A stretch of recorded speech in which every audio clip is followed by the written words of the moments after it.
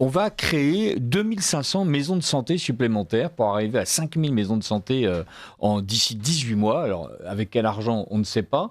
Et ça permettra de faire en sorte que les Français soient soignés d'un bout à l'autre du territoire. Alors, à peine avait-il expliqué ça que plusieurs personnes ont fait remarquer que ces 2500 maisons de santé déjà existantes ne fonctionnaient pas si bien que ça. Que, par exemple... euh, certaines maisons de santé ont ouvert, mais les personnes qui les occupent sont déjà en train de partir à la retraite.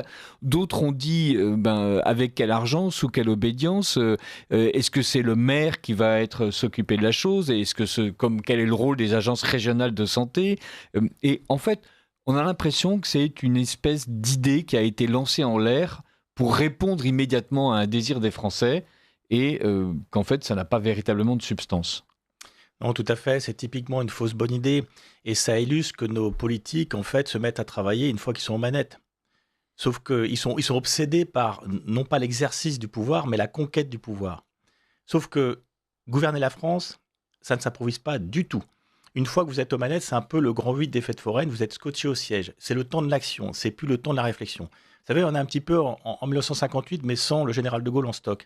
Sauf que quand vous relisez Georgette Helget, De Gaulle à Matignon, donc il explique les 6 mois du général de Gaulle en tant que dernier président du Conseil de la 4ème République et qui a remis le pays, entre guillemets, d'équerre en 6 mois. Comment il a fait?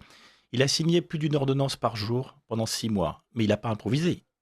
C'est-à-dire que pendant sa traversée du désert, sa dizaine d'années, il a travaillé. C'est-à-dire que le discours de 46 de Bayeux préfigurait la constitution de la 5ème République.